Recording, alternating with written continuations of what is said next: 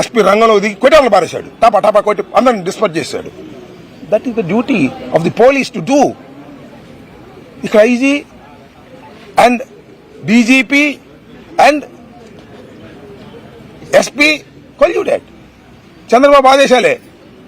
కానీ అక్కడ ఉన్న కమిషనర్ ముక్కు సూటిగా వెళ్లేటటువంటి సిన్సియర్ ఆఫీసర్, తర్వాత ఆయన నాన్ ఫోకల్ కేసారు, అది వేరే విషయం అనుకోండి. ఎలా ఇలా అయితే చట్టం?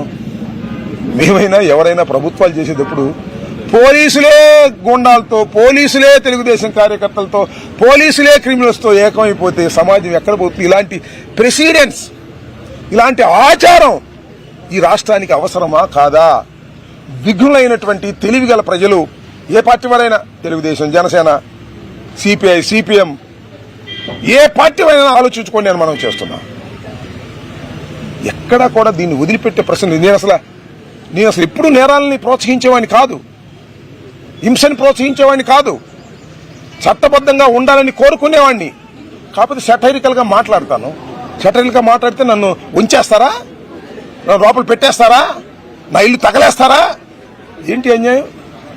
మూల్యం చెల్లించాలి చంద్రబాబు. నీకు నిజంగా తెలియకపోతే, ఈ సంఘటనలో నీ హస్తం లేకపోతే, take an action on police, take an action on your people. అందరూ ఐడెంటిఫైడ్ పీపులే.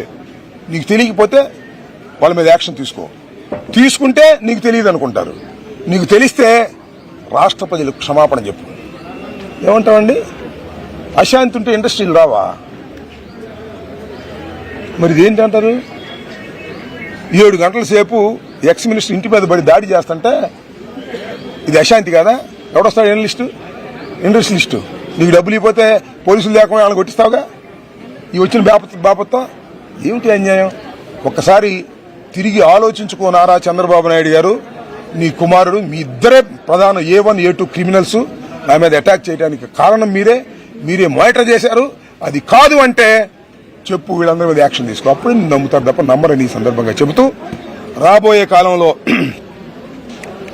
న్యాయపరమైన అన్ని విషయాల్లోనూ ముందుకు వెళ్తాం. ఎక్కడ వదిలిపెట్టే ప్రశ్నే లేదు. ఈ పోలీసు అధికారుల్ని వదిలిపెట్టే ప్రశ్న లేదు, నా మీద దాడికి వచ్చిన వాళ్ళని వదిలిపెట్టే ప్రశ్న లేదు, చంద్రబాబుని, లోకేష్ ని వదిలిపెట్టే ప్రశ్న లేదు. చట్ట ప్రకారంగా అన్ని చర్యలు తీసుకునేందుకు శతవిధాల ప్రయత్నం చేస్తాం. We have a strong legal team అని కూడా ఈ సందర్భంగా చెప్పదలుచుకున్నాం. అది ఎక్కడ ఏదో